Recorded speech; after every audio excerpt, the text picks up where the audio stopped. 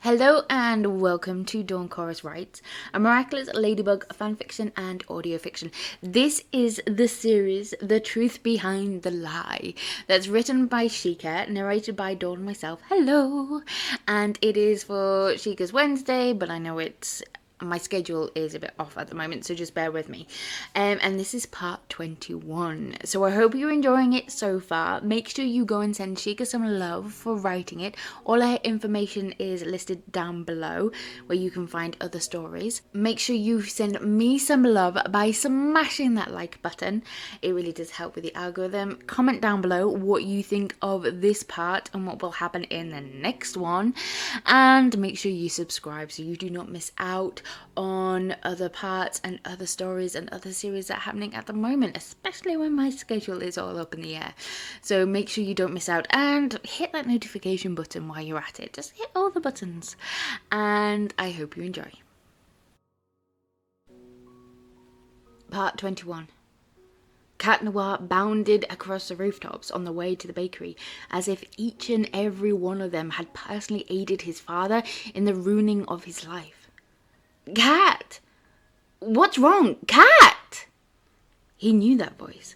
He tried to slow his momentum, but this particular rooftop was old and the loose slates made him lose traction, sending him sliding uncontrollably towards the edge of the roof. Fast as lightning, the familiar cord was wrapped around his wrist, pulling him to a sudden halt just as his feet went over the edge. His back hit the roof with a shattering sound as the old slates broke under him. A flick and a hiss later, his wrist was free, and his pigtail partner stood over him silhouetted against the moon. Looks like I caught a catfish, she quipped, though her tone, he could tell her heart wasn't really in it. She offered him her hand. What are you doing here? It isn't patrol night. She pulled him to his feet, and he didn't make a show of brushing himself off like he normally would. Instead, merely clipped his staff to the small of his back. Lurking? I'm worried, LB. Something happened at the grass place tonight. Marinette and that Adrien guy had some sort of date, and Gabriel sent her packing. Did you pass her place on your way? Her smile was soft and full of melting kindness in the city lights. Yeah, I was out for a run and she was out on a balcony when I passed. She asked me to check on Adrien. She's okay, but she's worried about him. Apparently she tried texting him to say that she got home okay, and he never responded. Cat couldn't hide the sigh of relief that burst from him. He hadn't realized he had been holding his breath. He folded himself, heron-like, down to the roof beneath them and took a deep breath to clear the tightness in his chest. Thanks, LB. That's a load off my mind. Kitty, how did you know where Marinette had a date with Adrien tonight? He didn't have to look at her to know that she was giving him a speculative look with raised eyebrows and crossed arms. I know both of them, and I kind of acted as a messenger for the invitation. And? He grunted. How did he manage to catch him leaving things out? Marinette, Luca, Kagami, and now Ladybug? Was he really that transparent? And I was curious, okay? I'm kind of friends to both of them on this side of the mask anyway, and I like it when my friends are happy, ignoring the fact that one of those friends is me and the other is the girl I've fallen for like a Jenga tower. So you were what, spying on your friend's date? He glanced up at her and was confused to see her blush. Let's just say I'm invested in their relationship. She snorted. If you were skulking around like a cat in the night, did you happen to see if Adrien's okay? I did promise Marinette I would check on him. He was pretty angry, and there was an argument with that of his father, he growled. But he's okay. He went back to his room, grounded for a month. Ladybug settled down next to him, nudging him gently with a shoulder. She sighed. It's always hard to see the people you care about getting hurt, isn't it? He looked at her out of the corner of his eye, silently asking for permission to vent. She was like his safety net. He could let down the mask a little with her, and he knew he could trust her to keep him safe. She nodded encouragingly. "Gabriel Agress is such a jerk," he growled, digging his claws into the slates beneath him. "He called Marinette a gold-digging hussy. To her face, LB. How is she not akumatized, I don't know. I wanted just... Robbed of the words once more as anger burnt his blood, he made violent slashing movements in the air before them. She leant against his shoulder, lending him her presence and support whilst listening to his growls and grunts until he managed to bring himself back under control. "Marinette is special, LB. She doesn't deserve this. Any of it." She must be special if you're so protective of her, Kitty," she said shyly. She tapped his shoulder. "Is this okay?" He blinked. That was the first time she had ever asked his permission to lean against him. But more than that, this was the first time he hadn't sent waves of warm shivers through him and taking over his imagination. Yeah. Sorry," he answered. "It's just been a rough day." Her voice was tentative and soft, like she was testing a sore spot and was afraid of causing pain. "Ugh, you have no idea," he groaned. It seemed like a week since yesterday. "You could tell me about it, if you think it will help." He wanted to tell her. He really did. But how could he tell Ladybug about Lila crawling all over him? How he had kissed Marinette on the steps after longing for probably a week and had somehow hurt her in the process? How he had told Marinette as Cat that he loved her? How he had planned the perfect date to woo her as she deserved, but his Machiavellian father had tried to take him away from her. He wanted to tell her, but he also didn't want to add to her burden. He sighed. "Can't, LB. Wish I could, but..." "Secret identities? Yeah." She sounded rather defeated as well. Tugging her knees to her chest, she rested her chin on them and stared out at the city. Suddenly his ring beeped loudly. "Oh!" he exclaimed. "That's right! Plag said he needs to speak to Tiki and that it's urgent." "What?" Panic cracked in her voice and her pigtail slapped her hard as she whipped around to look at him. "Plag needs to speak to Tiki," he repeated. "Oh, right. Hold on a second." She shifted away from the edge of the roof and began pulling things out of a yo-yo. Some cushions, 2 fleece blankets, 2 reproductions of their own masks.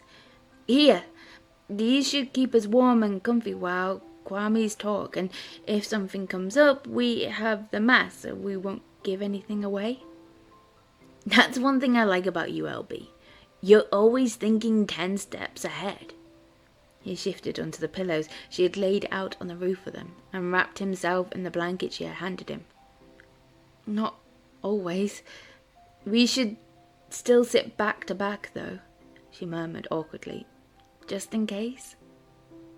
She shuffled from foot to foot with a look that reminded him forcefully of meeting with his father when he was younger, wondering what punishment was going to befall him for that day's perceived imperfections. He never wanted anyone to feel that small, especially not his partner, not after tonight. He smiled kindly at her and patted the pillows. "I get it, LB. I really do. We're good. I promise." Wrapping herself in a blanket, she sat down behind him, but she sat stiffly with her back rigid and tense. "Claws in." "Spots off."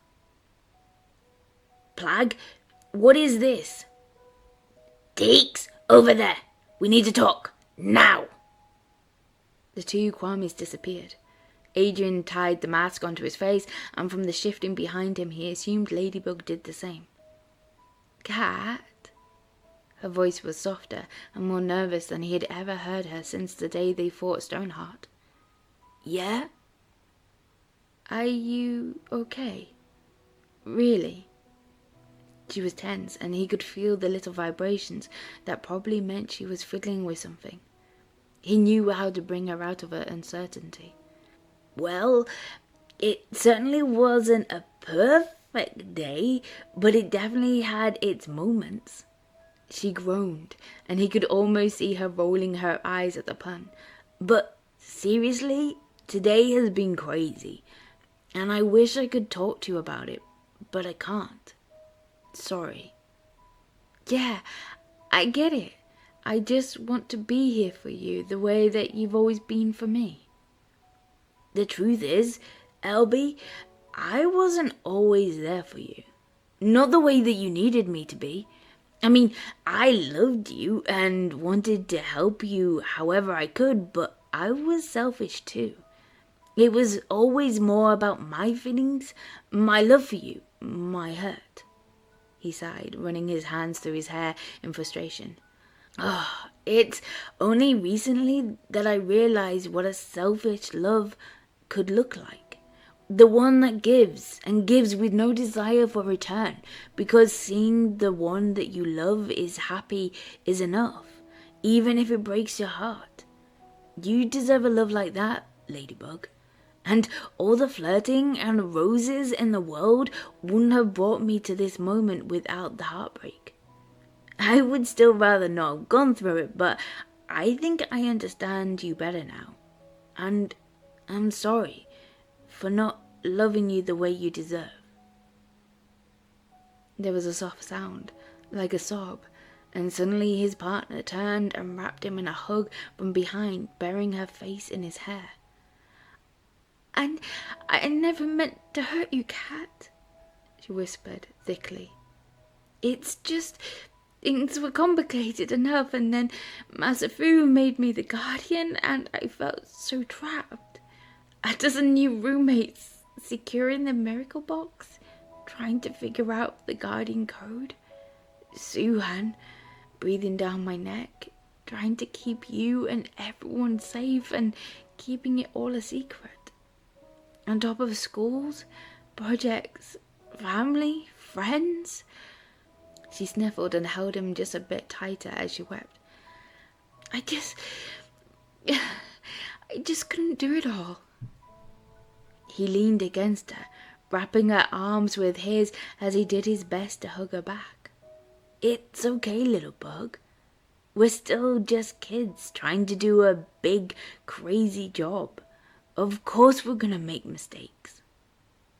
It's just, I trust you more than anyone, and even though I couldn't tell you my stuff, my normal life, I let myself go more with you than I should have. I shouldn't have lashed out at you like I did, but you've always made me feel safe, and I think it stems from that. You know, the need to be able to let yourself feel. I could do that with you because I knew you would keep me safe no matter what. But there's also been things I had to go through. Things that I'm not sure it's safe to tell you yet. Not because I don't want to. I need to, more than you can know. But I don't want to hurt you any more than I already have. He was silent for a long moment, mulling over what she had said and how he felt. Then he said, This isn't the best way to hug, you know. With your permission, we can close our eyes and do this the right way. He heard a soft gasp, almost like a hiccup, before she whispered, Okay, my eyes are closed. Closing his eyes as well, he slowly turned and wrapped her in his arms. He could feel her shuddering as she tried to suppress the sobs that she couldn't let escape. Shh, he soothed, holding her tight against his chest and gently rubbing her back. It's gonna be okay, Bug. It may not be good right now, but you never fail at what matters most. I believe in you. I believe in us. I always have. Her hair was down and tickled his fingers the same way the vague, familiar scent tickled his nose, but he didn't reach to identify it as he once would have. "But I failed," she whispered hoarsely. "I let everyone down. I failed you." "You never failed me, little bug. You have always done your best and tried to take care of everyone. Let me help, and together we can set things right. I promise." "How do you know that?" He smiled. "Because you're Ladybug." Slowly the tears and the sobs subside as she clung to him. "I don't deserve you," she murmured. "I don't deserve your trust in me." "Well, I know what it's like to feel that way. Just know that I'm by your side no matter what, and I hope someday you can learn to see yourself as I do." Adrien's heart ached for his partner, his friend, and while there might have been some lingering wish that they could have had this discussion months ago, he wouldn't change things the way they were now for any reason. Because now he had Marinette. True, she had turned Cat down gently, but tonight, as Adrien, he had felt the same pull he had felt at the photo shoot, and so many other moments in the last few weeks. Marinette's lips parting in uncertainty, her skin flushed and golden in the candlelight, surrounded by curtains and fountains of roses. The pull between them was intense, exciting, and frightening all at once, but he also knew that his love for her was something deeper, something more complex than he had felt for Ladybug. Marinette cradled his heart in the palm of her hands, and he knew she would care for him as gently as she would a baby bird, doing everything she could to help him spread his wings and fly. She didn't need a mask to guard his heart. She already had been doing it since the beginning. "Thanks, Cat," LB said finally, leaning away from him. "We should probably turn round." "Sure." He turned round and blinked several times as the city lights dazzled his eyes. They sat back to back, staring out at the city of millions that looked to them for protection against the very feelings that had made them human. "So," she murmured, clearing her throat awkwardly, "Marinette?" Adrien felt his cheeks burn and was glad she couldn't see. She had always been pretty perceptive. "Yeah, we kind of got to be friends after the first time her father was akumatized. I used to drop by after akuma attacks and patrols, make sure they were okay." "Is that why you were so invested in her relationship with Adrien Agreste?" Her tone was soft but teasing, and she twitched to bump her shoulder against his from behind. "I guess." "Aw, is Kitty jealous that Adrien gets the chin scratches?" she said with a giggle, and he couldn't help the chuckle that joined hers. This felt good, like they were finally finding a new balance in their partnership, a better one. He sighed and stretched.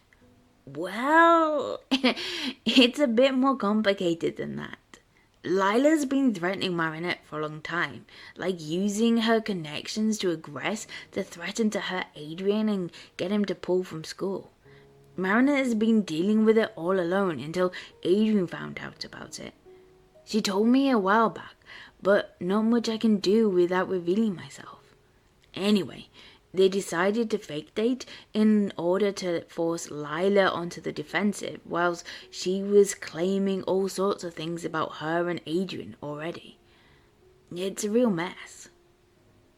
"I saw the video on the Lady blog. You're helping Kitty?" "Doesn't feel like it," he grumbled. "Hey, Bug. Do you ever feel helpless?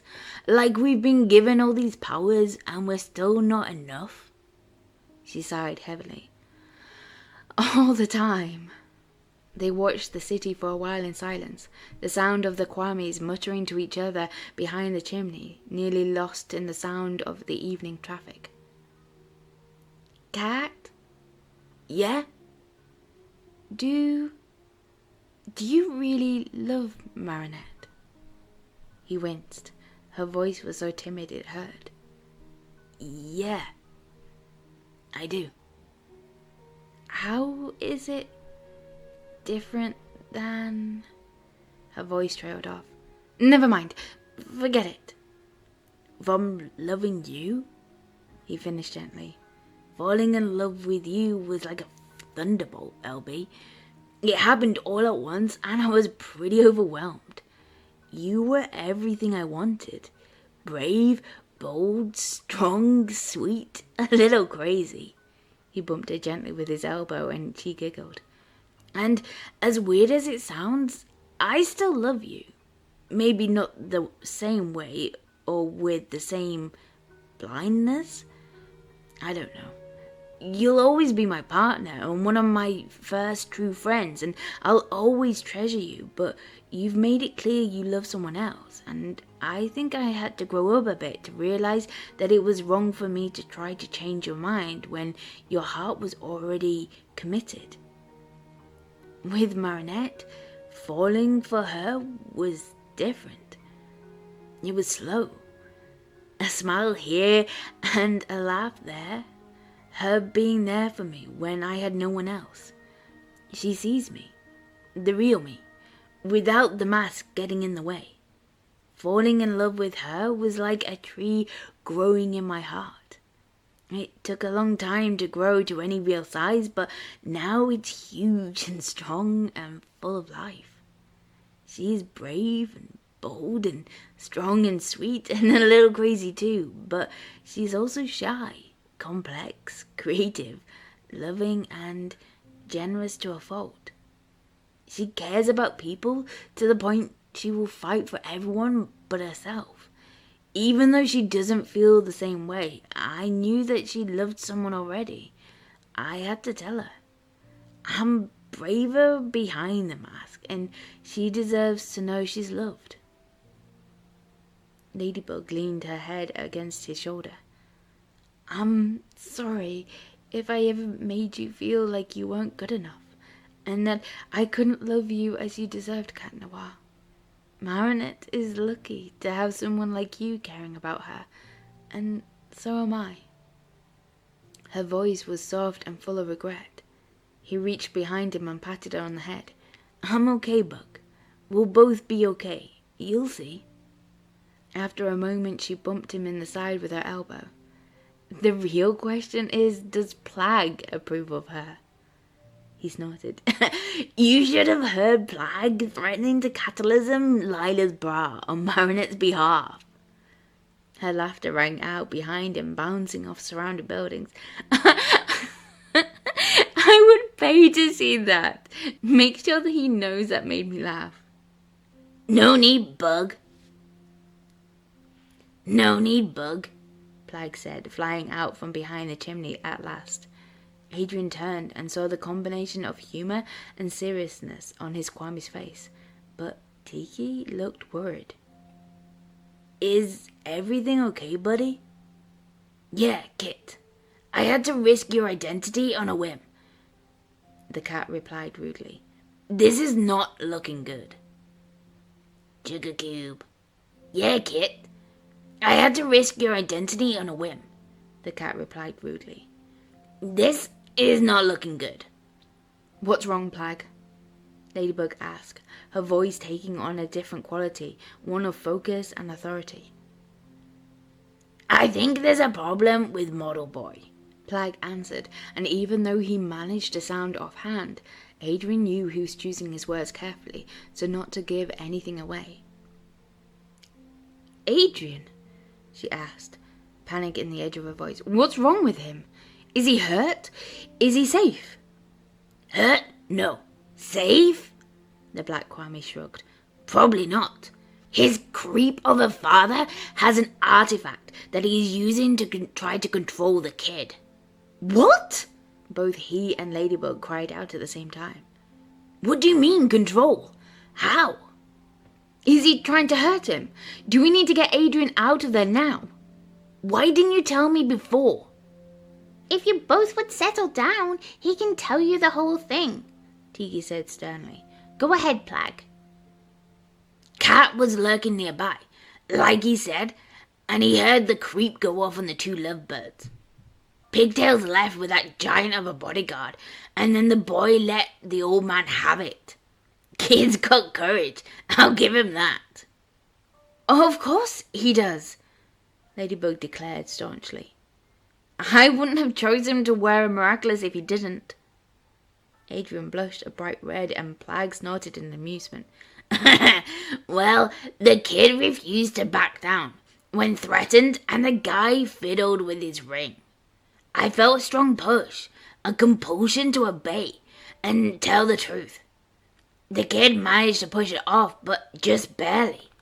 The old guy was fuming that it didn't work. Either that, or he thought he did, and he didn't get the answer he wanted.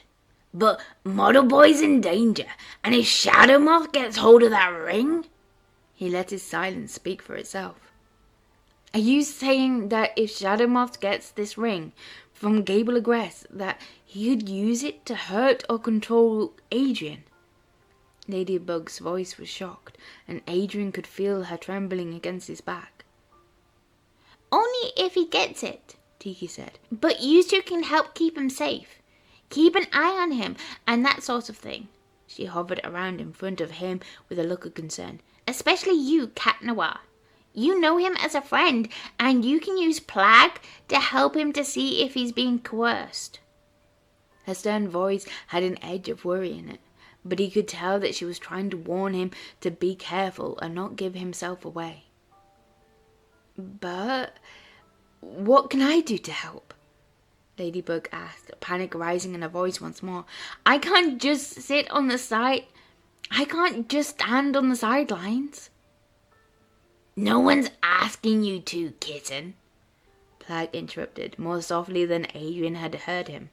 He disappeared behind him, but he could still hear the little cat purring in comfort. You're Ladybug. You do you best. Make it better and fix things. But I can't even... You're Ladybug, Tiki insisted, flying behind him to comfort her chosen.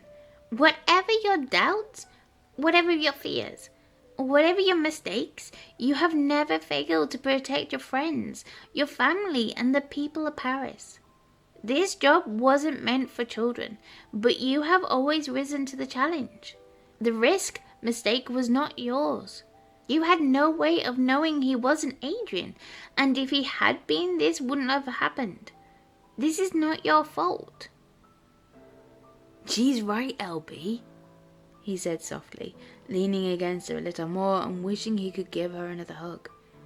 The only one to blame here are Shadow Moth and Felix. You say you trust Adrien, and I know he would have been proud and happy to help you. It's not your fault, milady. He felt her shake her head. I know you guys are right, but it doesn't feel that way. Plag said it. I'm the one that's supposed to fix everything. That's it. I'm closing my eyes and turning round, Bug. No offense, Tiki and Plag, but Kwami hugs are a little small right now. Adrien closed his eyes and turned to pull her into his arms once more. You aren't meant to do it all by yourself, little bug. We're partners for a reason, and I couldn't do it by myself either. We're supposed to balance and support each other. Can't you feel that? Despite everything that's happened, you are still part of me, and I'm a part of you. We're finding a new balance, and I can't help but think that we'll be stronger for it. Thanks, Kitty. You always have been my courage. I think I can get through anything as long as you are with me. I'll always be here for you, LB. They sat that way for a long time, and even as he held his partner, Adrien felt... They sat that way for a long time, and even as he held his partner, Adrien's heart drifted to a pink attic room where he hoped Marinette was sleeping soundly. Should he tell her about the ring and his father? Knowing his princess would launch herself into finding a way to save him. No, he couldn't put her at risk. As much as he wanted to fly to her right now, as much as he knew she worried about him, as much as he wanted to pull her into his arms and never let her go, he couldn't tell her. Marinette had been so close to the edge already over Lila's mess, and he didn't want to do anything to add to her burden either. Maybe, when they had sorted out the Lila problem, he could tell her, but for now, he had 2 promises to keep. One to his partner, and the other to his princess.